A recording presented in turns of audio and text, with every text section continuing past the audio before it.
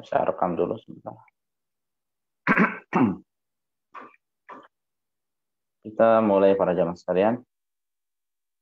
Bismillahirrahmanirrahim.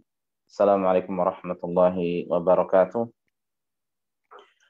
Innal hamdalillah nahmaduhu wa nasta'inuhu wa nastaghfiruh wa na'udzu billahi min shururi anfusina wa min sayyiati a'malina.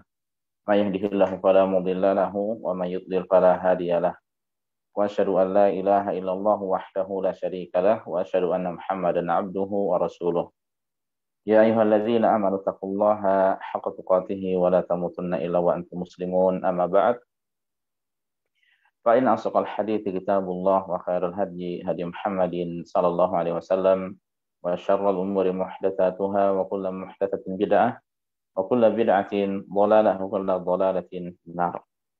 Allahumma anfa'na bima 'allamtana wa 'allimna ma yanfa'una wa zidna ilma.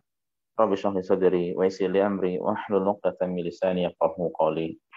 Masyarul muslimin, para jamaah sekalian, bapak-bapak, ibu-ibu, rekan-rekan, saudara-saudari yang semoga senantiasa dimuliakan dan dirahmati oleh Allah Subhanahu wa taala. Alhamdulillah, segala puji senantiasa kita panjatkan pada Allah, salawat dan salam senantiasa kita sanjungkan pada Nabi dan Rasul kita, Nabi Muhammad sallallahu alaihi wasallam. Hari ini Ahad, malam Senin, 5 Jumadil Tsani, bertepatan dengan 6 Februari 2022. Alhamdulillah, kita kembali dipertemukan oleh Allah Subhanahu wa taala di majelis tafsir, di mana insyaallah kita melanjutkan kajian kita dari buku atau kitab Tafsir Juz Amma karya Dr. Ustadz Firanda Andirja hafizahullah taala. Dan insyaallah pada malam hari ini kita akan membahas atau membaca bersama-sama dua surat, ya. Dua surat. Pertama surat Quraisy dan yang kedua surat Al-Ma'un, insyaallah. Kita mohon pada Allah Subhanahu wa taala semoga Allah berikan pada kita niat yang tulus, niat yang baik dalam menuntut ilmu, dan kita mohon pada Allah Subhanahu wa taala semoga Allah memberikan ilmu yang bermanfaat, yang berbuah amal saleh. Allahumma amin. Baik. Kita langsung saja masuk ke surat yang pertama. Surat yang pertama yang akan kita pelajari yaitu surat Quraisy, ya. Surat Quraisy. Di mana surat Quraisy, ya, atau Quraisy kita sering mendengar itu suku Quraisy. Surat yang pendek, dan Ustadz Firanda di sini pun tidak menjelaskan panjang lebar, ya. Hanya sekitar 4 halaman, ya, sekitar 4 halaman. Dan sebelum kita membahas atau membaca bersama tafsir surat Quraisy sebagaimana biasa, kita minta kepada Abu Rumaisa untuk membaca surat ini terlebih dahulu. Tafadhal Abu Rumaisa. A'udzu billahi minasy syaithanir rajim. Bismillahirrahmanirrahim. لإيلاف قريش إيلافهم رحلة الشتاء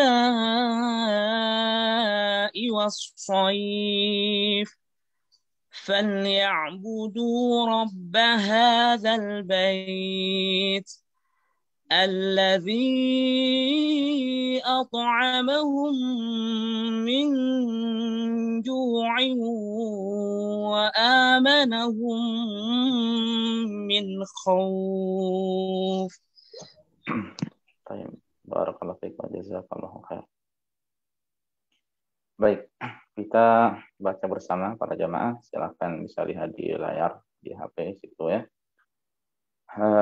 Tafsir surat Quraisy. Ustaz Firanda hafizahullah mengatakan surat Al-Quraisy. Ya, ini wallahu a'lam kesalahan dari yang menambah-nambahkan atau bagaimana. Wallahu a'lam, setahu saya bahwa Quraisy, kata-kata Quraisy ini tidak memasukkan alif lam, ya. Jadi Quraisy bukan Al-Quraisy. Baik. Tafsir surat Quraisy merupakan surat ke-106. Surat ini terdiri dari 4 ayat. Quraisy artinya suku Quraisy. Surat Quraisy termasuk surat Makkiyah, isi surat ini berkaitan tentang orang-orang Quraisy.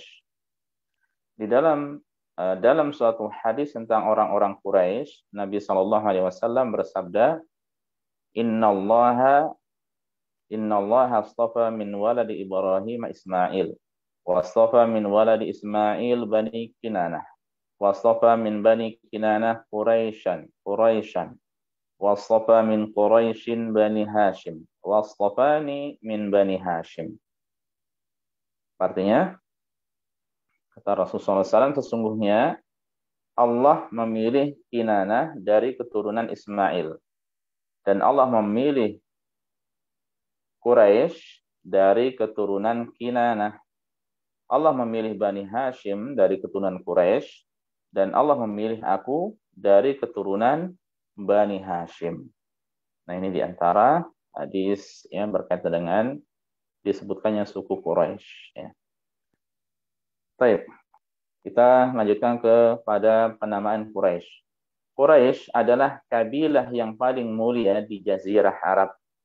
Mereka lah kabilah yang diamanahi untuk mengatur beberapa urusan kota Mekkah, sehingga Allah mengkhususkan penyebutan mereka di dalam surat ini. Surat Quraisy memiliki dua nama, yaitu surat Quraisy itu sendiri dan surat Li'ila fi Quraisy. Ya. Jadi dari ayat pertamanya. Sebagian ulama berpendapat bahwa surat Al-Fil bersambung dengan surat Quraisy. Ya. Al-Fil tentang kisah Ashabul Fil atau pasukan gajah yang ingin menyerang Ka'bah yang sudah kita pelajari pada pertemuan sebelumnya. Nah, ini tentang suku Quraisy. Dan kita tahu bahwa yang tinggal di Mekah adalah suku Quraisy. Abdul Muttalib dari suku Quraisy. Ya. Nah, ini sebagian ada yang berpendapat demikian. Lalu bagaimana maksudnya jika disatukan? Artinya, ayat terakhir pada surat Al-Fil langsung bersambung dengan ayat pada surat Quraisy, sehingga keduanya menjadi satu surat. Namun, mayoritas atau jumhur ulama berpendapat bahwa kedua surat tersebut merupakan surat yang berbeda. Hal ini dapat dijumpai pada Mushaf Rasm Utsmani, ya, pada Mushaf Utsmani yang ada di tengah-tengah kita, ya, yang tersebar karena kedua surat tersebut terpisahkan dengan Bismillahirrahmanirrahim yang selalu ada di awal surat. Ya, jadi Bismillah ini ada di setiap surat, ya, kecuali surat Taubah. Meskipun kedua surat ini terpisah, namun secara kandungan makna kedua surat ini saling berkaitan. Ya, jadi ada kaitannya antara Al-Fil dan dengan Quraisy. Nah, ini sedikit mukadimah, kemudian beliau melanjutkan. Allah Subhanahu wa taala mengatakan li'ila fi Quraisy, karena kebiasaan orang-orang Quraisy. Ya, di antara makna li'ila itu kebiasaan. Dan sebelum masuk ke ayat, beliau menjelaskan tentang siapa itu Quraisy, ya. Seluruh suku Quraisy, ya, seluruh suku Quraisy adalah keturunan dari An-Nadhr bin Kinanah. Nadhr bin Kinanah adalah kakek Nabi yang ke-13. Karena nasab atau garis keturunan Nabi Shallallahu Alaihi Wasallam adalah sebagai berikutnya. Ini ada sedikit kesalahan sepertinya, ya, penyebutan ke-13 ini. Ya, ini nasabnya. Coba para jamaah bisa lihat, ya, ini garis keturunan nasabnya. Nah, sebentar.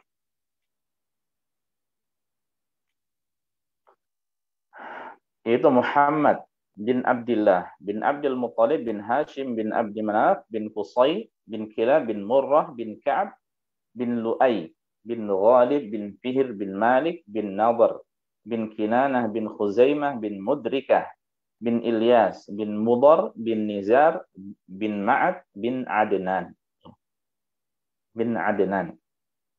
Nah, ini ada Nadhr bin Kinanah. Ini yang saya blok, ya. Nadhr bin Kinanah. Ini kalau kita hitung bukan kakek yang ke-13, ya. Coba untuk memastikan. Ini kakek itu kan dari yang kedua, ya. Muhammad bin Abdullah bin Abdul Muttalib, ini kakek pertama. Kemudian Hashim kedua, Abdul Manaf 3, Qusay 4, Kilab 5, Murrah 6, Ka'ab 7, Lu'ay 8, Ghalib 9, Fihr 10, ya, Fihr 10, Malik 11, Nadhr 12 ya. Ini 12. Mungkin kalau dikatakan ayah ya yang ke-12 atau nasab yang ke-12 ya, atau nasab ke-13 ya, atau ayah ke-13. Ini mungkin bisa. Makanya ada sedikit kesalahan. Nah, ini Nadhr ya, bin Kinanah. Terlepas dari itu, ya, ini pendapat pertama bahwa Quraisy itu adalah Nadhr bin Kinanah. Ya, jadi keturunan dari Nadhr ini adalah suku Quraisy. Ya. Kemudian ada juga yang berpendapat bahwa suku Quraisy merupakan keturunan Fihr bin Malik, kakek Nabi yang ke-12. Ya, semestinya yang ke-10 ya. Fihr bin Malik. Ya, kita lihat Fihr bin Malik. Nah, di sini Fihr bin Malik. Ya. Ini tidak bisa. Ini Fihr bin Malik. Ya. Nah, di sini tertera ke yang 12. Tapi kalau kita hitung tadi ke 10 ya kalau untuk kakeknya. Namun, ya ini ada dua pendapat. Namun Al-Qurtubi rahimahullah menguatkan pendapat yang pertama, yaitu Nadhr bin Kinanah. Hal ini menunjukkan bahwa Quraisy adalah suku yang sangat besar. Bahkan ketika itu seluruh penghuni kota Mekkah merupakan orang-orang Quraisy. Ya. Jadi banyak dari suku Mekkah atau bahkan disebutkan oleh beliau seluruhnya. Ya. Seluruh penghuni kota Mekkah adalah merupakan orang-orang Quraisy. Ya. Nah ini tentang siapa Quraisy. Lalu makna ilaf, ya, liilaf. Nah, apa artinya ilaf? Makna ilaf pada ayat ini adalah bersatu. Ya, dari kata alafa yang semakna dengan allafa yang berarti at-ta'alluf, yaitu persatuan. Jadi maksud ayat ini adalah persatuan orang-orang Quraisy yang tinggal di kota Makkah. Mereka pun tinggal dengan aman di kota Makkah. Ya, persatuan atau penggabungan merupakan dua rihlah. Ya, jadi arti di antara arti ilaf adalah persatuan. Ya. Sebagian mengartikan memang adat, ya, kebiasaan. Persatuan dan penggabungan merupakan dua rihlah atau perjalanan yang biasa dilakukan orang-orang Quraisy untuk berdagang saat musim dingin dan musim panas. Ya. Jika musim dingin, orang-orang Quraisy berdagang ke Yaman. Sementara jika musim panas, mereka berniaga ke negeri Syam. Ya, kalau pas musim dingin, ya, syita, mereka ke Yaman. Kalau musim saif, musim panas, mereka ke Syam. Ya, mereka yang telah terbiasa melakukan perjalanan seperti ini. Baik.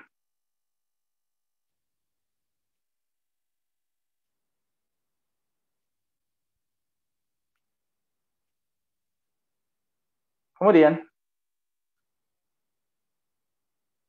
sebentar.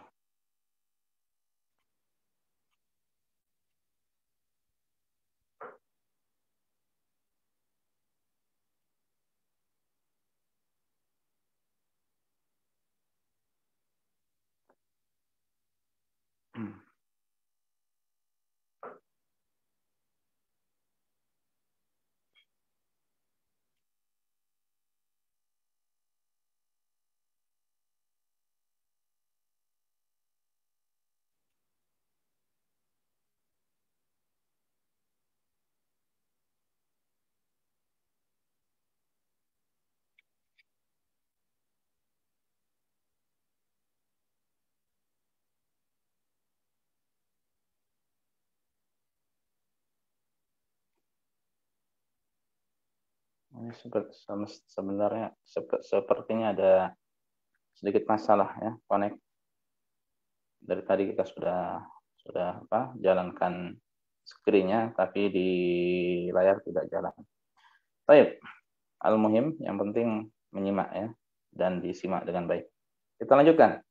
Makna ayat ini adalah Allah telah menghancurkan tentara gajah karena dia ingin menjaga persatuan orang-orang Quraisy. Ayat ini juga dapat dimaknai Allah menghancurkan tentara gajah. Ya. agar kaum Quraisy tetap dapat menyatukan atau menggabungkan dua perjalanan mereka pada waktu musim dingin dan musim panas, sehingga keduanya tidak terputus. Ya.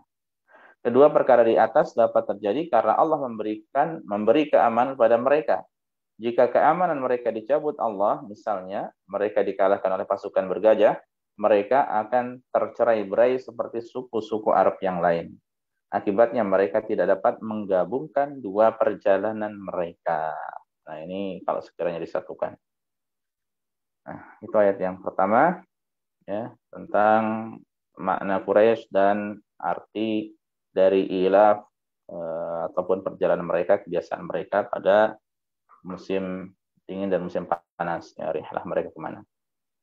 Ayat yang kedua, sudah dibahas tadi sebenarnya. Ila fihim rihlata syita'i was-sayf. Falyabudu rabb hadzal bait. Ayat yang ketiganya, yaitu kebiasaan mereka bepergian pada musim dingin dan musim panas, ya, untuk melakukan tijarah atau berniaga, ya. Nah, karena itu semuanya, maka hendaklah mereka menyembah Tuhan pemilik rumah ini, yaitu Ka'bah. Ya, hendaknya mereka beribadah pada Allah semata. Ya, padahal mereka meyakini yang Maha memberi rezeki, menghidupkan mereka, mengatur alam semesta, ya, itu adalah Allah. Tinggal tujukan ibadah pada Allah, sujud, ruku, ya, dan ibadah-ibadah yang lainnya ditujukan pada Allah semata. Ya. Namun mereka tidak melakukan. Ya. Baik, penjelasan ayat. Allah telah memberi berbagai macam kenikmatan, menganugerahi ketenangan, Allah memberi keamanan dan penghormatan dari kabilah-kabilah lain pada orang-orang Quraisy. Ya. Maka orang-orang Quraisy seharusnya menyembah pemilik Ka'bah saja, yaitu Allah Subhanahu wa taala. Ini bisa kita ambil pelajaran Allah yang kalau kita yang diberi kenikmatan oleh Allah, ya, berbagai macam kenikmatan, ya, maka hendaknya hanya kepada Allah kita bersyukur, menunjukkan ibadah, ya, segala macam ibadah kita tujukan pada Allah, hanya kepadanya semata kita bergantung, ya, hanya kepadanya kita bersandar, hanya kepadanya kita takut, ya, dan lain sebagainya dari ibadah-ibadah yang lainnya, baik ibadah hati atau ibadah anggota badan, ya, semestinya demikian. Karena kita pun, ya, alhamdulillah Allah Subhanahu wa taala berikan banyak kenikmatan, baik yang terus ada pada kita atau demikian pula ada nikmat yang terkadang ada, ya, datang pada kita, ya. Dan nikmat Allah begitu banyak. Baik. Kemudian ayat selanjutnya, alladzi at'amahum min ju'i wa amanahum min khauf. Itu Allah yang telah memberikan makanan pada mereka untuk menghilangkan rasa lapar dan mengamankan mereka dari rasa ketakutan, ya. Dan melimpahnya makanan dan keamanan dari rasa takut itu adalah di antara nikmat yang sangat-sangat penting, ya. Inilah kenikmatan luar biasa yang diberikan Allah kepada orang-orang Quraisy. Mereka tidak pernah kelaparan di kota Mekah. Padahal kota Mekah, ya, tandus dan kering karena tidak ada tumbuhan sungai atau lautan. Namun orang-orang Quraisy tidak pernah kelaparan. Selain itu mereka juga tidak ditimpa ketakutan akan diganggu orang lain karena setiap orang menghormati Mekah, ya. Suku Quraisy suku yang muhtaram, yang terhormat, ya, apalagi Mekah termasuk dari negeri haram, negeri suci, kota suci, ya. Ini luar biasa, nikmat banyak yang ada pada mereka. Oleh sebab itu, siapapun yang memasuki kota Mekah akan merasa aman. Sesungguhnya, keamanan merupakan kenikmatan tersendiri. Bahkan orang yang memiliki harta tetapi tidak aman, ia tidak akan dapat hidup dengan tenteram. Seseorang dikatakan tenteram jika kebutuhan duniawinya dan rasa aman terpenuhi. Ya. Makanya orang yang memahami nikmat aman ini, maka dia akan banyak-banyak bersyukur pada Allah Subhanahu wa taala. Tapi terkadang ada orang yang malah ingin membuat kekacauan, ya. Yang sangat disayangkan sebagian orang-orang yang menyimpang dari orang yang mengaku sebagai kaum muslimin, ya, kemudian suka membuat hal-hal seperti ini, keributan, ya. Mereka lupa bahwa nikmat aman itu adalah nikmat yang sangat luar biasa. Baik. Oleh sebab itu, benarlah sabda Nabi SAW, "Man asbaha minkum mu'afan fi jasadihi, aminan fi sirbihi, indahu qutu yaumihi, faka'annama hizat lahu dunya." Barang siapa di antara kamu masuk pada waktu pagi dalam keadaan sehat badannya sehat, aman pada keluarganya, ya. Dia aman pada saat itu dalam keadaan aman. Dan ia memiliki makanan pokoknya pada hari itu. Ya. Sekedar memiliki makanan pada hari itu saja. Ya. Maka seolah-olah seluruh dunia dikumpulkan untuknya. Seakan-akan dibentangkan seluruh dunia untuknya. Ya. Sehat, aman, ada makanan. Ya. Ini kenikmatan. Inilah hakikat ketentraman. Sebuah negara yang tidak punya rasa aman di dalamnya akan menjadi kacau karena semua orang akan berani bertindak sesuka hatinya, main hakim sendiri, dan pemerintah pun tidak akan dihargai lagi. Ya. Adapun kalau di dalam Islam, ya, sangat memperhatikan hak sesama, ya, apalagi hak pemimpin, penguasa, yaitu harus benar-benar dihargai, ya, dan kenyamanan, ketentraman, keamanan yang bersifat menyeluruh itu, ya, wajib untuk dijaga. Ini kalau di dalam Islam. Ya. Pada intinya, surat Quraisy memberikan pelajaran, yaitu apabila seseorang diberikan kenikmatan dan kemudahan oleh Allah, kita camkan ini, ya. Ini poin penting, yaitu apabila seseorang diberikan kenikmatan dan kemudahan oleh Allah, ia hendaknya bersyukur kepadanya, ya. Bukan hanya mengatakan alhamdulillah. Alhamdulillah ya Allah, syukur padamu ya Allah, alhamdulillah, selesai syukur. Bukan itu. Ya. Syukur, ya, kita yakini bahwasanya nikmat itu dari Allah Subhanahu wa taala. Ya, segala kemudahan dari Allah, taufik dari Allah, ya. Gaji ini hakikatnya dari Allah Subhanahu wa taala. Ya. Ada rezeki hakikatnya dari Allah Subhanahu wa taala. Mudah melakukan ini itu menuntut ilmu, mudah melakukan kebaikan, mudah salat 5 waktu di masjid, ya. Mudah berpuasa, melakukan ibadah-ibadah tertentu, mudah sedekah tanpa ada yang tahu kecuali dirinya saja, ya. Kemudian tentu saja di bawah pengawasan Allah. Maka bersyukur pada Allah Subhanahu wa taala. Itu nikmat dari Allah, ya. Itu nikmat dari Allah. Kemudian, ya, diucapkan dengan lisan alhamdulillah, segala puji bagimu ya Rabb, ya, yang telah memudahkan segalanya. Kemudian gunakan nikmat tersebut dengan sebaik-baiknya, ya. Nikmat yang Allah berikan, ya, bukan untuk digunakan untuk kemaksiatan, ya, bukan untuk durhaka kepadanya, tapi digunakan untuk sebaik-baiknya, yaitu untuk bersyukur padanya, itu dengan menaati perintahnya dan menjauhi larangannya. Ya. Kalau orang seperti ini, maka besar harapan nikmatnya, ya, akan ditambahi lagi oleh Allah Subhanahu wa taala, ya. La in syakartum la azidannakum. Sekiranya kalian bersyukur, maka niscaya aku akan beri tambahan lagi, ya.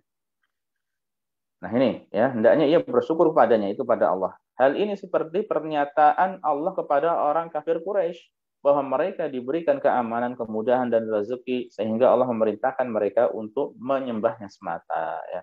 Ibadah hanya pada Allah Subhanahu wa taala, dan ini yang di antara hal yang sangat-sangat penting. Ibadah hanya ditujukan pada Allah Subhanahu wa taala. Nah, itu sedikit dari penafsiran surat Quraisy, ya. Selanjutnya kita masuk ke surat Al-Ma'un. Sebagaimana biasa kita minta pada Abu Rumaisa untuk membaca terlebih dahulu. Tafadhal Abu Rumaisa. أعوذ بالله من الشيطان الرجيم بسم الله الرحمن الرحيم أرأيت الذي يكذب بالدين فذلك الذي يدع اليتيم ولا يحض على طعام المسكين فويل للمصلين الذين هم عن صلاتهم ساهون الذين هم يراءون ويمنعون الماعون. Baik, barakallahu fiik, jazakallahu khair. Nah, kita lanjutkan nih ikhlas kalian para jamaah, ya. Barakallahu fiikum jami'an. Tafsir surat Al-Ma'un. Beliau mengatakan hafizahullah, atau sebelumnya surat Al-Ma'un artinya barang yang berguna. Ada yang mengatakan syai'un tafih, ya. yaitu barang yang remeh tapi ada manfaatnya. Ya. Barang yang remeh tapi ada manfaatnya. Ini diantara makna dari Al-Ma'un. Surat Al-Ma'un merupakan surat ke-107. Surat ini terdiri dari 7 ayat. Al-Ma'un artinya barang yang berguna. Para ulama berselisih pendapat tentang status surat Al-Ma'un. Jumhur atau mayoritas ulama menyatakan bahwa surat Al-Ma'un merupakan surat Makkiyah, ya, berdasarkan topik pembahasannya, yaitu tentang keadaan orang-orang musyrikin yang mendustakan agama dan hari kebangkitan. Ya. Sementara itu, sebagian ulama menyatakan bahwa surat Al-Ma'un merupakan surat Madaniyah. Ya. Dalam surat ini diperlihatkan orang-orang ria dan orang-orang ria yang rajin beribadah atau sholat. Perilaku tersebut merupakan sifat orang-orang munafik yang baru muncul di kota Madinah. Ya. Orang-orang munafik itu muncul di kota Madinah, bukan di kota Mekah. Ya. Jadi ketika Islam semakin kuat, ya, maka ada orang-orang yang memiliki kepentingan tertentu, ya, orang-orang munafik itu muncul. Ya. Makanya demikian pula ketika kita perhatikan ada orang-orang yang dakwah sunnah semakin menyebar, kemudian banyak ujian-ujian, atau bisa jadi ada muncul orang-orang yang tidak baik yang ingin mencari kepentingan-kepentingan tertentu. Ya, ini menunjukkan dakwah itu semakin kuat, ya, semakin tersebar. Bahkan, jadi ada pendapat ini Makkiyah, ini Madaniyah. Bahkan sebagian ulama lain menyatakan bahwa setengah surat Al-Ma'un turun di Mekkah, sementara sebagiannya lagi turun di Madinah. Meskipun demikian, pada akhirnya surat Al-Ma'un digolongkan dalam surat Makkiyah. Ya. Ada perbedaan di antara ulama tentang statusnya. Kita masuk ke ayat yang pertama. Allah Subhanahu wa taala mengatakan, "Ara'aita alladzi yukadzibu bid-din?" Tahukah kamu orang yang mendustakan agama? Penjelasan ayat, ad-din dalam bahasa Arab bermakna al-jaza atau balasan. Ad-din itu memiliki dua makna, bisa dinul amal dan dinul jaza. Dinul amal artinya din yang diamalkan, yaitu agama. Kita sering mendengar din itu adalah sebagai agama. Dinul Islam, agama Islam. Ya, bisa juga dinul jaza atau din artinya balasan. Ya, yaumuddin, hari pembalasan. Ya. Baik, kita lanjutkan. Ad-din dalam bahasa Arab bermakna al-jaza atau balasan. Hal ini seperti kaidah syariat al-jaza'u min jinsil amal. Balasan itu sesuai dengan jenis perbuatan. Contohnya adalah seseorang yang berbuat baik pada manusia, Allah akan berbuat baik padanya. Ya, karena balasan sesuai dengan perbuatan. Seseorang yang meringankan beban orang lain, Allah akan meringankan bebannya di dunia dan akhirat. Seseorang yang membahagiakan orang lain, Allah akan membahagiakan dirinya. Selain itu, salah satu nama lain dari hari kiamat adalah Yaumuddin atau hari pembalasan. Surat ini bercerita tentang orang yang awalnya mendustakan agama dan hari akhirat yang akhirnya menimbulkan akhlak yang sangat buruk. Keimanan terhadap akhirat merupakan perkara yang penting. Mereka yang meyakini adanya hari pembalasan akan berbuat sebaik-baiknya di dunia ini. Ya. Akan tetapi mereka yang tidak yakin atau ragu terhadap hari kebangkitan dan hari pembalasan akan berani melakukan banyak kemaksiatan dan pelanggaran. Oleh karena itulah orang yang imannya kuat terhadap hari akhir akan terlihat dari sifat-sifatnya. Ya, kita kalau memahami ya bahwa hari kiamat itu ada dan itu adalah hari yang sungguhnya, ya, kekekalan ada di sana, ya, maka kita berusaha, ya, untuk menabung sebanyaknya di akhirat. Ya. Berkaitan sebaliknya, ketika orang itu tidak beriman dengan adanya hari akhir, maka dia akan seakan-akan tanda kutip ya memanfaatkan kehidupan ini dengan sebaik-baiknya versi mereka, ya, digunakan untuk kesenangan-kesenangan, kemaksiatan-kemaksiatan yang sesuai dengan hawa nafsunya, ya. Itu adalah jelas kekeliruan, ya. Segala puji bagi Allah Subhanahu wa taala yang telah memberikan kepada kita nikmat iman. Ya, di antara nikmat iman tersebut adalah adalah iman kepada hari akhir, ya. Baik, itu ayat yang pertama. Ayat yang kedua, siapa yang mendustakan agama? Fadzalika alladzi yad'ul yatim. Ya. Maka itulah orang yang menghardi anak yatim. Ya. Salah satu tanda mendustakan hari pembalasan adalah tidak memedulikan dan bahkan menyakiti anak yatim. Allah telah mencabut rahmat atau kasih sayang dari hatinya. Ia sudah mati rasa karena menghardik dan menyakiti anak yatim. Ya. Padahal ia seharusnya mengasihi anak yatim. Ya. Seharusnya dia mengasihi anak yatim. Dalam istilah syariat, yatim adalah seorang anak yang meninggal ayahnya, sedangkan anak tersebut belum baligh. Ya. Bahkan di antara kiat yang disampaikan oleh Rasulullah SAW bagi orang yang ingin melembutkan hatinya adalah famsah bi ra'sil yatim atau kama qala ya. Dan yang kau mengusap ya kepala anak yatim, ya, diusap, disayangi ya. Nah, ini di antara kiatnya. Diusap, disayangi, beri kepadanya hadiah-hadiah yang membuatnya bahagia ya. Maka insya Allah akan bahagiakan dirinya di akhirat ya. Nah, ini anak yatim. Orang yang ayahnya meninggal dunia, dia belum baligh ya. Kalau sudah baligh tidak termasuk lagi. Sementara itu, ketika seseorang sudah mencapai usia baligh, ia tidak dikatakan lagi sebagai yatim. Hal ini berbeda dengan hewan. Nah, coba kita perhatikan nih. Ini tadi kalau manusia, kalau hewan berbeda. Hal ini berbeda dengan hewan yang dikatakan yatim jika induknya meninggal karena yang merawatnya adalah induknya. Kalau hewan itu yang merawat induknya, ya. Bapaknya sudah hilang kemana-mana lagi, ya. Ibunya yang sibuk dengan induknya, ya. Ayam atau hewan apa saja coba kita perhatikan. Yang merawat adalah siapa? Induknya. Yang merawat adalah induknya. Ya. Sementara itu, manusia dikatakan yatim jika ayahnya yang wafat, karena ayahnya yang mengurus dan mencarikan nafkah untuknya hingga ia balik. Di dalam Islam yang mencari nafkah itu adalah ayahnya, bukan ibunya, ya. Kewajiban ayahnya. Al-Qurtubi rahimahullah berkata, al-yutmu ya, atau al-yatmu fi bani Adam bi faqdil abi wa fil bahaim bi faqdil Dan yatim pada manusia adalah kehilangan atau wafatnya ayah, dan pada hewan adalah hilang atau matinya ibu atau induk. Ya.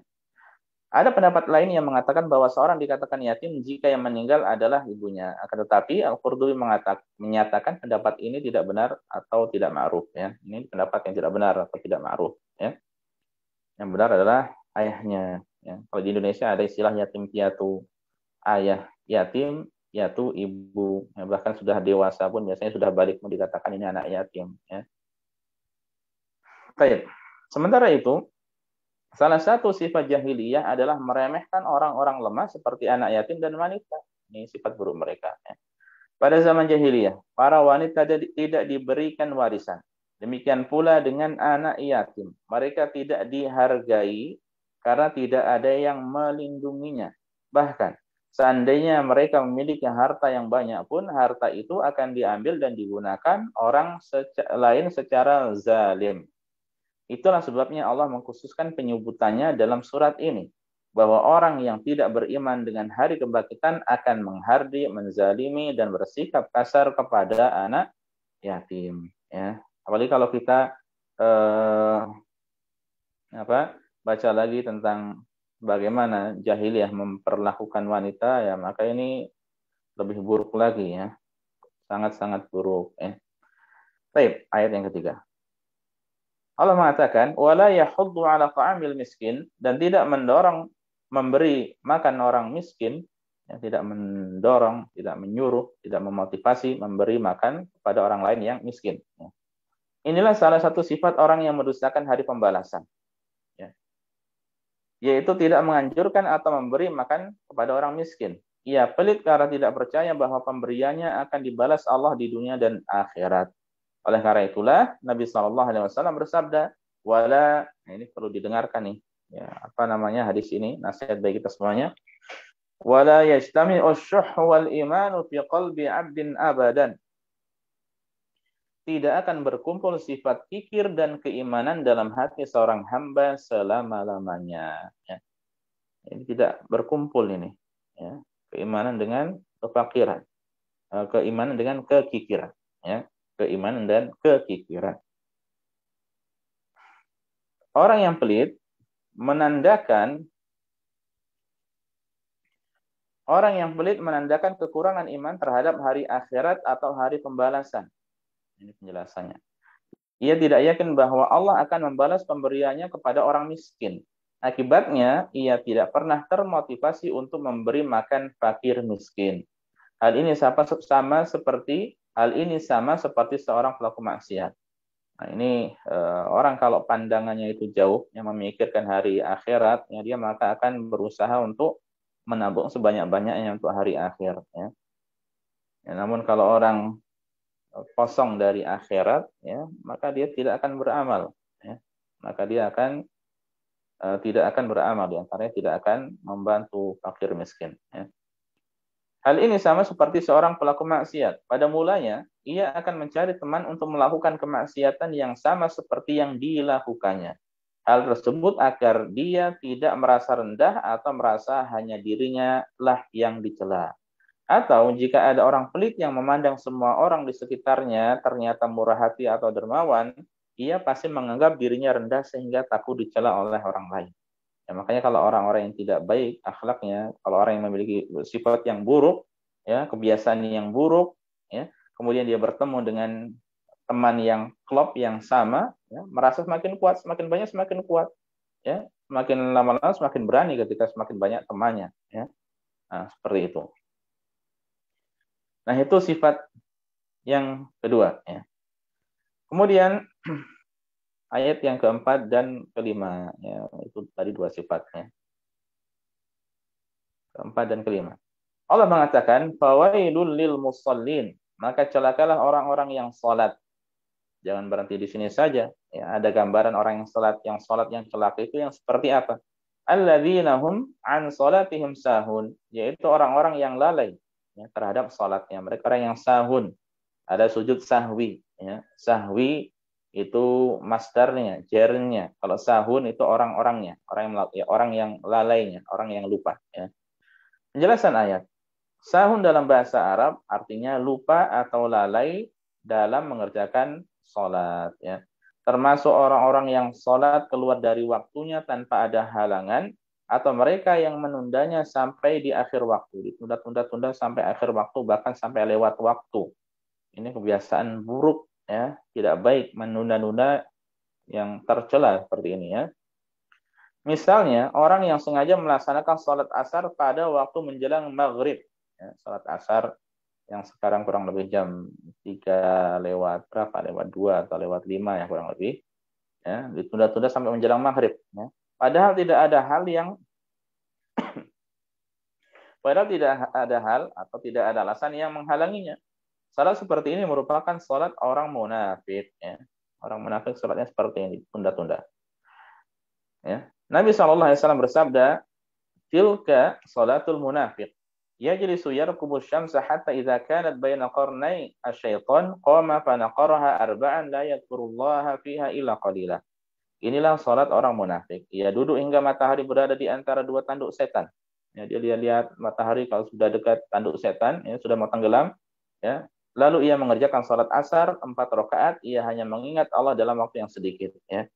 Jadi dia mengerjakannya pun fanaqaraha, seperti kalau hewan ayam mematuk-matuk, ya. Jadi cepat. Set, ya, selesai. Ya. Kalau kereta bukan bisnis lagi, eksekutif. Ya.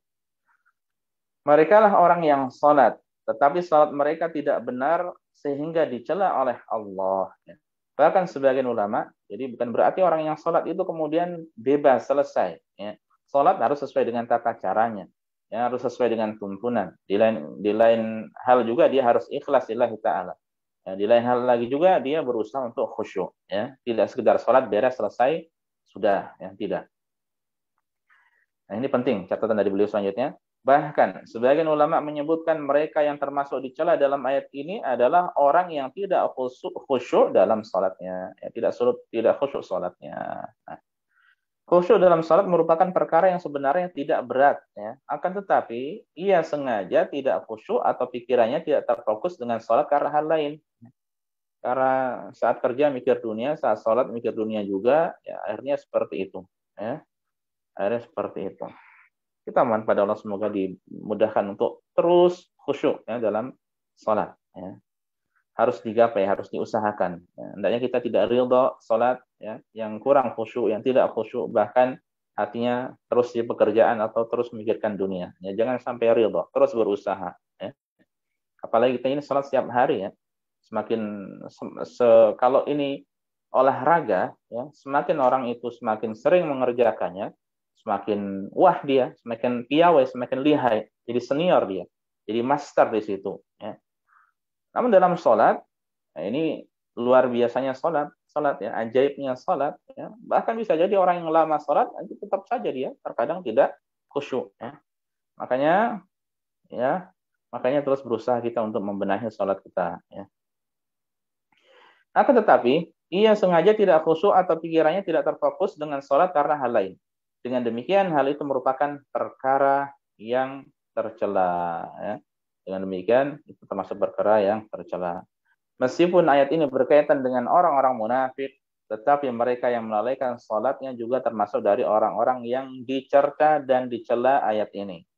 Kalau kelalaiannya jelas, makin sempurna pula kemiripannya dengan orang munafik dan begitu pula sebaliknya. Ketika kelalaiannya semakin sedikit, semakin menipis, maka ya keserupaannya dengan orang munafik semakin jauh lagi. Ya. Kita mohon pada Allah, ya semoga Allah terus memudahkan kita untuk sholat dengan baik, ya, dengan ikhlas, dengan khusyuk, sesuai dengan tuntunan Rasul Sallallahu Alaihi Wasallam. Allahumma amin. Kemudian ayat yang ke-6, alladzina hum yura'un, yaitu orang-orang yang berbuat riya, ya, tadi lalai kemudian yang riya. Ingin dilihat orang lain ketika salat merupakan penyakit orang-orang munafik. Allah berfirman tentang orang-orang munafik, innal munafiqina yukhadi'una Allah wa huwa khadi'uhum. Wa idza qamu ila sholati qamu kusala yura'una an-nasa wa la yadhkuruna Allah illa qalila. Sesungguhnya orang-orang munafik itu menipu Allah ya, dan Allah akan membalas tipuan mereka. Dan apabila mereka berdiri untuk salat, nah ini sifat orang munafik ya. Kalau mereka berdiri untuk salat, mereka berdiri dengan malas, kusala, jamak dari kaslan ya. Mereka bermaksud riya, yuraun, maksudnya riya dengan salat di hadapan manusia dan tidaklah mereka menyebut Allah kecuali sedikit sekali ya. Nah, kalau ada orang mukmin yang sifatnya seperti ini, malas-malasan salat ya. Kemudian kalau pas salat senang dilihat oleh orang lain ya, menampakkan di hadapan orang lain ya, kemudian tidak mengingat Allah kecuali sedikit ya, kan mirip dengan orang-orang munafik ya. Nasallallahu alaihi wasallam pada Allah semoga diberikan keselamatan ya dan dijauhkan dari sifat seperti ini ya. Allahumma amin. Dan ayat yang terakhir, ayat yang ke-7 ya, sifat mereka wa yamna'unal ma'un, dan enggan memberikan bantuan ya, memberikan barang yang bermanfaat atau memberikan barang yang remeh yang ada manfaatnya. Penjelasan ayat, beliau hafizallahu mengatakan para ulama berselisih pendapat tentang makna al-ma'un pada ayat ini. Ada yang memaknainya dengan semua benda yang berguna, ya.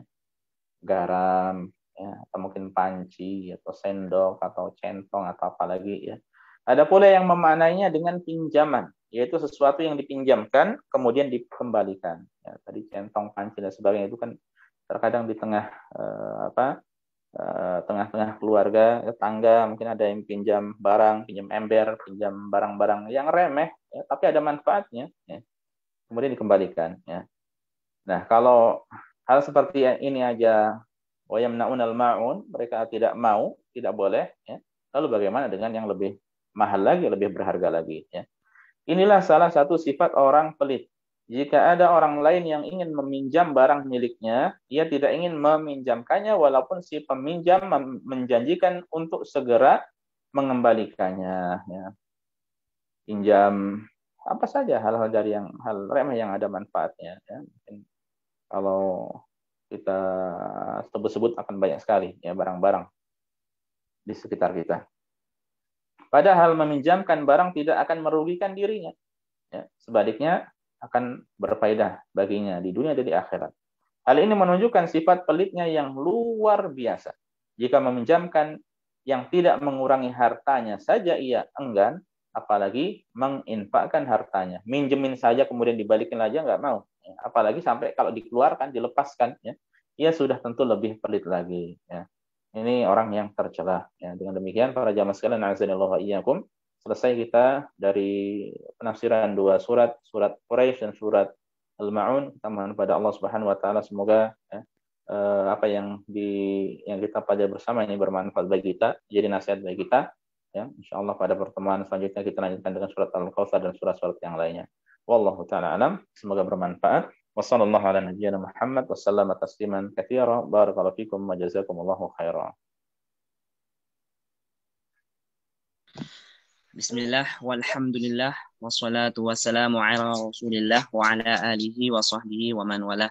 Syukran wa jazakallahu khairan Ustaz atas ilmu dan faedah yang antum sampaikan. InsyaAllah akan menjadi ilmu yang sangat bermanfaat bagi kami.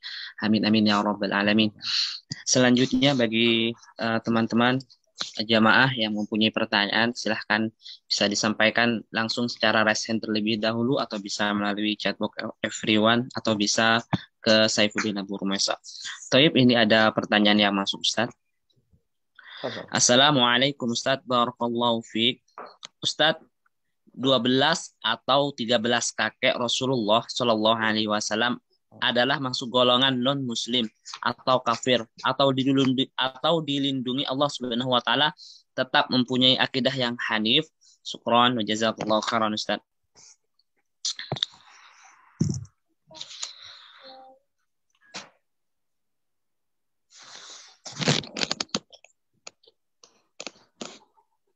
Baik.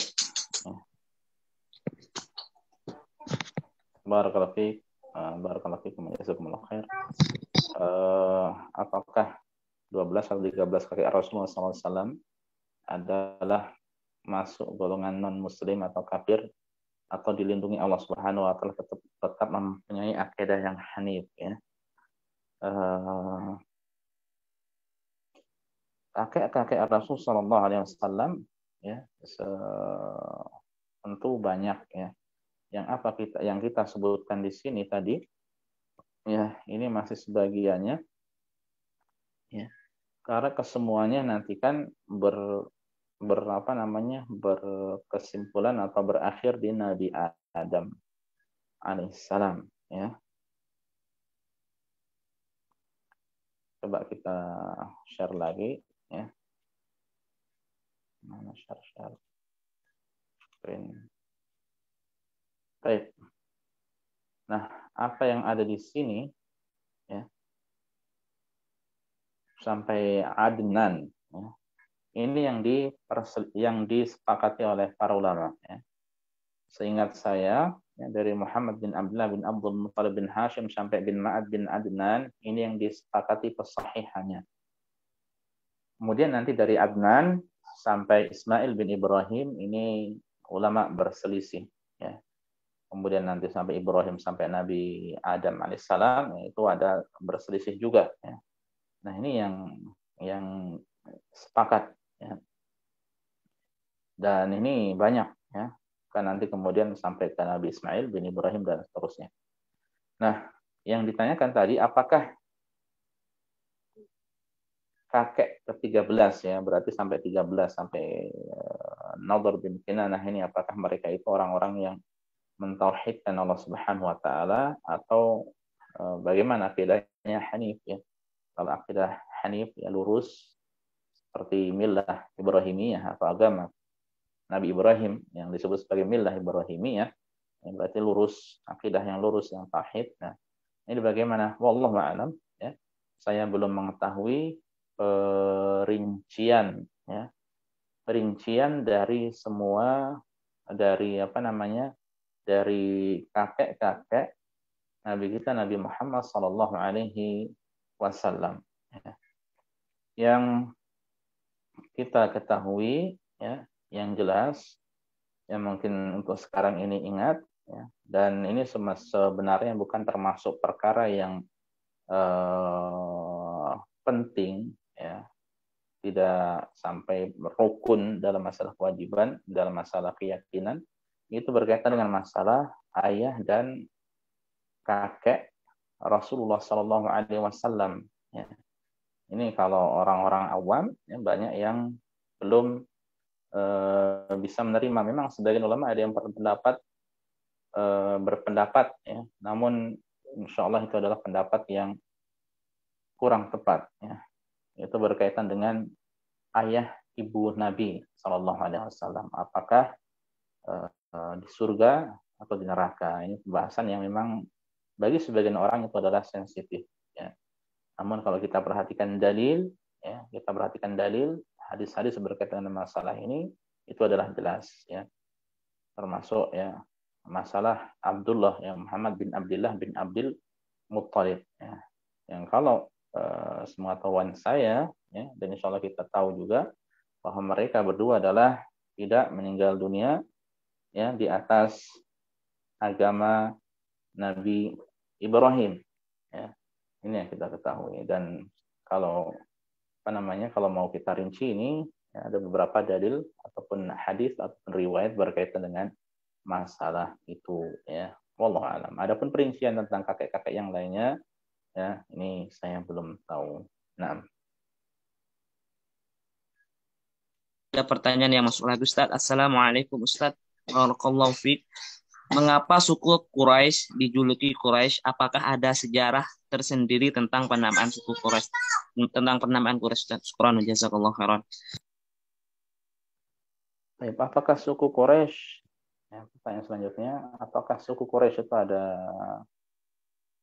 sebabnya dijuluki dengan suku Quraisy, ya, atau ada sebabnya atau penamaan tersendiri sehingga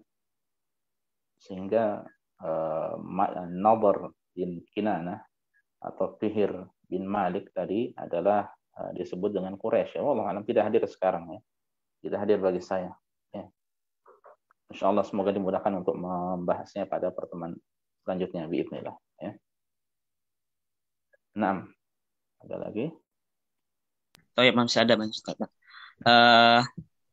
Ada.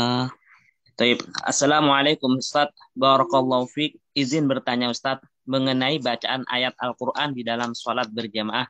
Jika di ayat tersebut tentang neraka atau kurang baik, apakah seorang makmum harus berta'awud dalam hati dan juga sebaliknya jika ayat kebaikan harus diaminkan? Syukran jazakallahu khairan, Ustaz. Baik. Waalaikumsalam warahmatullahi wabarakatuh. Ini yang ditanyakan makmum, ya, tentang makmum. Jadi imam membaca surat yang kemudian bisa jadi berkaitan dengan masalah azab, ya, tentang siksa, atau berkaitan dengan masalah nikmat, ya, maka apakah disyariatkan seperti ini, ya? Kalau yang tidak baik ta'awud, kalau baik maka mengaminkan. Wallahu a'lam.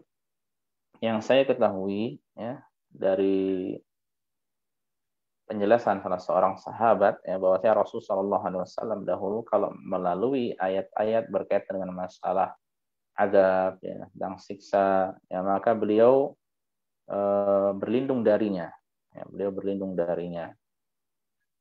Kalau sekiranya melalui ayat-ayat yang berisi nikmat, yang berisi surga, ya, dan semacamnya, maka beliau itu memohon pada Allah padanya, ya.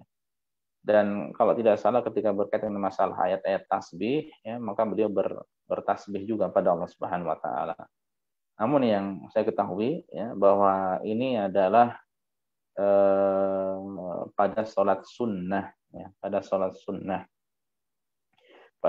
sunnah dan bukan untuk makmum, ya, tapi ini yang membaca, ya, yang membaca. Maksudnya kalau imam membaca kemudian lewat saja. Saya ulangi, ketika imam yang membaca, ya, yang disyariatkan yang pertama adalah imamnya, ya. Yang disyariatkan pertama adalah imamnya. Bagaimana dengan makmumnya? Wallahu a'lam, ya. Semoga tidak masalah juga, ya. Wallahu a'lam. Kalau untuk makmum semoga tidak mengapa, ya, mengikuti imamnya juga. Tapi sekali lagi pada salat-salat sunnah seperti salat tarawih contohnya, ya. Ya, kalau Rasulullah SAW pada salat malam, ya, pada salat qiyamul lail. Wallahu ta'ala alam. Nah. Ustaz, ada pertanyaan yang masuk lagi, Ustaz. Assalamualaikum, Ustaz. Barakallahu fiik. Mohon dijelaskan tentang kiat-kiatnya agar sholat kita tetap khusyuk dari awal sampai akhir. Syukran jazakallahu khairan, Ustaz. Naam. Waalaikumsalam warahmatullahi wabarakatuh. Salat khusyuk, ya, dari awal sampai akhir.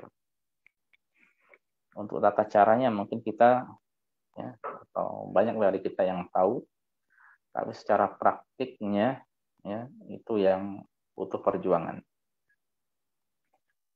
Ulama menjelaskan bahwa kiat-kiat khusyuk itu ada yang singkat, ya, ada yang panjang lebar. Ya. Untuk singkatnya, caranya adalah dengan hadir di awal waktu. Ya. Syukur-syukur kalau bisa mendahului muadzin atau bersama dengan muadzin atau pas azan langsung datang, itu yang terbaik. Ya. Atau setelah azan, ya, ketika dia ada kegiatan mendengar azan kemudian beres-beres, kemudian dia wudhu baru ke masjid. Ya. Intinya dia menyegerakan pergi ke masjid, ya, menyegerakan pergi ke masjid.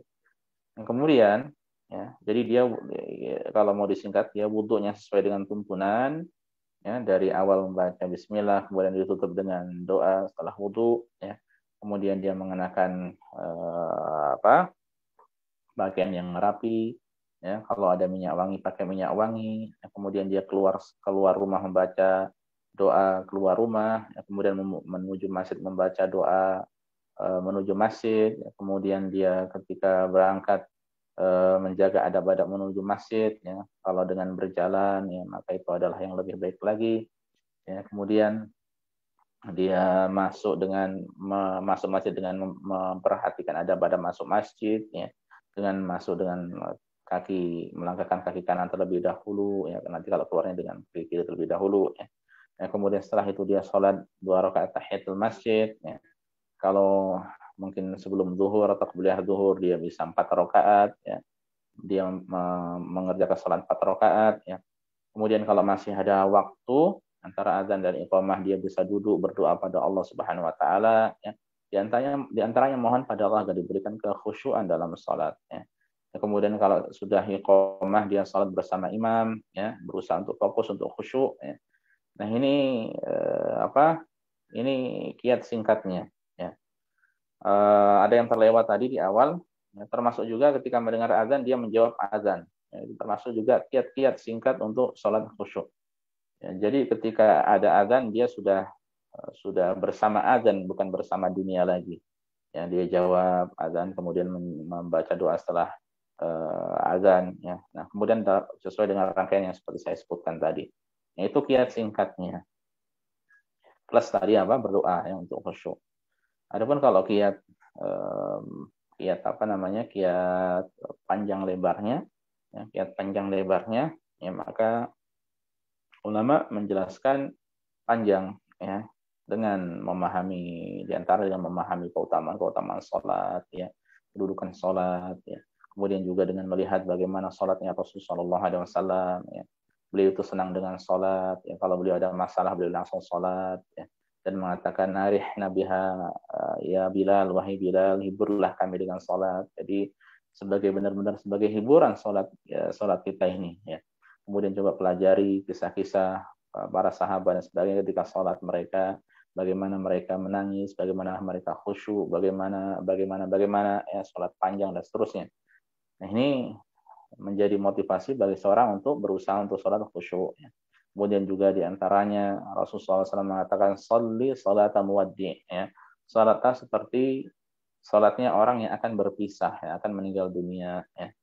Jadi kalau seorang menghadirkan ini dan ini tidak mudah, ya, seakan-akan itu sholat terakhirnya, ya, maka dia akan benar-benar khusyuk, ya. Ya, kalau kita tahu benar ini sholat terakhir kita, ya. Anggap saja seperti orang yang akan dieksekusi, ya, dia karena kasus tertentu akan dieksekusi, kemudian apa permintaan terakhir Anda? Saya ingin sholat, maka dia akan sholat dan diizinkan, maka dia akan sholat dengan khusyuk-khusyuknya. Ya, nah demikian pula seandainya dia tahu bahwasanya setelah itu tidak hidup lagi, maka dia akan benar-benar khusyuk dalam sholat, karena itu adalah terakhir, ya, tidak disia-siakan sholat itu, ya.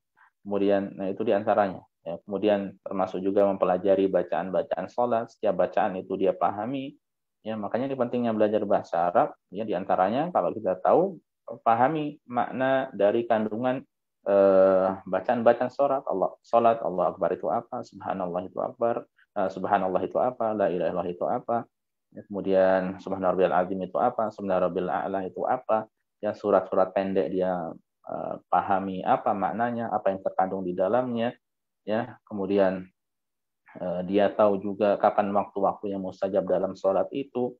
Yang ketika sujud dia manfaatkan untuk berdoa, bisa diantaranya berdoa mohon pada Allah agar diberikan keikhlasan, kekhusyuan atau doa-doa yang lainnya, ya. Nah, itu intinya dengan memahami semua itu, ya, maka akan dia akan lebih semangat, ya, akan lebih semangat, lebih paham, ya. Kemudian juga di antara kiatnya adalah dengan mempelajari bacaan-bacaan sholat yang berbeda-beda. Ya, sesekali kalau ruku dengan membaca doa tasbih yang ini, terkadang pakai doa yang itu. Ketika doa istiftah juga kadang-kadang pakai yang ini, kadang-kadang pakai yang itu. Ketika sujud juga demikian. Ya.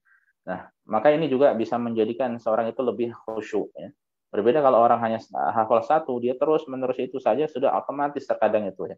Terkadang otomatis yang dibaca itu terus. Namun kalau dia membaca doa-doa yang lainnya, maka dia akan berpikir dulu, saya membaca sekarang ini. Ini berarti dia menghadirkan bahwasanya dia itu sedang sholat dan dia akan lebih khusyuk insya Allah. Ya, kemudian faedah ketika dia tahu waktu-waktu mustajab tadi dalam sholat, ya, nah, diantaranya ketika sujud, ya, dan sujud tidak hanya khusus sujud terakhir, di antara kekeliruan orang itu memperpanjang sujud terakhir ini tidak ada tuntunannya, ya. Secara asal kalau salat Rasul Shallallahu Alaihi Wasallam itu atau yang diperintahkan oleh Rasul itu adalah fajtahidu fid doa, yang untuk bersungguh-sungguh dalam doa, ya. Secara asal semuanya ya mustajab, tidak khusus untuk sujud terakhir. Kemudian juga secara asalnya juga kalau salat Rasul Shallallahu Alaihi Wasallam itu yang biasanya yang terpanjang itu kalau salat malam itu adalah salat yang rakaat yang pertama, rakaat yang kedua lebih simpel lagi, yang lebih pendek lagi. Ya, kalau 4 rakaat, yang ketiga lebih pendek lagi, yang terakhir yang lebih pendek lagi. Ya, semestinya seperti itu, bukan malah pendek, panjang-panjang, terakhir paling panjang. Ya, ini termasuk kekeliruan, ya. Tidak ada tuntunan seperti itu. Nah, kemudian juga, kalau dia tahu waktu-waktu mustajab untuk doa, sehingga dia siapkan nanti dia akan keluhkan perkara pada Allah, doa kepada Allah tentang urusan dunianya, dirinya, keluarganya, anaknya, orang tuanya, istrinya, suaminya, ya, dan lain sebagainya. Nah, itu menjadikan seorang itu ya insya Allah lebih khusyuk dalam sholat, ya. Dan yang lain-lain juga termasuk ya seorang meluruskan akidah, ya, belajar membenahi akidah, membenahi amalannya, ya, menjauhkan pandangannya dari yang haram. Ya, ini bisa terus terngiang-ngiang di benak itu, ya, dari yang haram-haram itu, ya, sehingga akan mengganggu dirinya dari sholat, ya. Jadi itu diantaranya, ya, dan ulama menjelaskan panjang lebar masalah ini, ya. Wallahu taala alam. Cukup? Ada pertanyaan yang masuk lagi, Ustaz? Silakan. Minggu depan. Sekarang. Baik, Ustaz. Assalamualaikum, Ustaz. Barakallahu fiik. Afwan, Ustaz, izin bertanya. Untuk pelaksanaan sholat qobliyah subuh, pelaksanaannya dijadikan satu dengan sholat tahiyatul masjid atau dikerjakan sendiri-sendiri. Syukran, jazakallahu khairan, Ustaz. Waalaikumsalam warahmatullahi wabarakatuh. Barakallahu fiikum, jazakumullah khair. Pelaksanaannya sendiri-sendiri atau digabung dengan tahiyatul masjid, ya. Jawabannya adalah boleh pertama dan boleh kedua, ya. Jadi boleh antum menggabungkan, ya, dengan dua niat, ya, bahwasanya ketika antum sholat itu diniatkan memang itu untuk apa? Tahiyatul masjid dan untuk qobliyah subuh, ya. Dan tidak ada lafaz-lafaz usolli salat tahiyatul masjid dan usolli mungkin rakaatain qoblal fajr, tidak, ya, langsung jadi niatkan dalam hati untuk keduanya Allahu Akbar. Jadi boleh, ya. Sebagaimana orang kalau qobliyah zuhur, ya, dia cukup 4 rakaat, 2 rakaat yang pertama dia niatkan qobliyah zuhur dan tahiyatul masjid, kemudian bangkit 2 rakaat lagi tahiyat 2 rakaat sebelum atau 2 rakaat selanjutnya sebelum zuhur, ya. Jadi boleh. Kalau memang waktunya memungkinkan dia mau jadikan 2-2, ya. Atau kalau sebelum zuhur 2-2-2 berarti 6 kali, ya, itu tidak mengapa juga insyaallah. bukan insya Allah, itu pun tidak mengapa. Ya. Jadi bebas mau digabung atau tidak, bebas ya. Wallahu ta'ala alam. Baik. Tuh.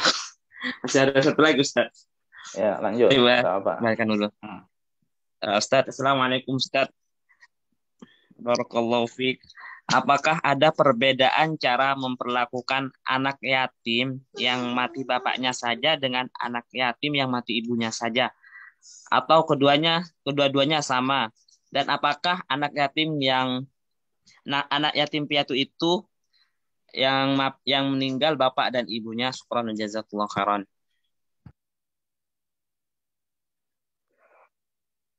Gimana sih? Waalaikumsalam warahmatullahi wabarakatuh. Pertama tentang memperlakukan anak yatim atau anak yang ditinggal mati ayahnya dan anak yang ditinggal mati ibunya gitu ya. Nah, kemudian yang kedua apakah anak yang ditinggal ayah ibunya itu disebut yatim piatu dalam Islam gitu? Nah, jadi gini, betul Ustaz. Barakallahu fiik. Tadi sempat kita sampaikan tapi kita lebih tegaskan lagi ya, bahwa ya di dalam Islam yang anak yang mendapatkan perlakuan istimewa itu adalah anak yatim ya.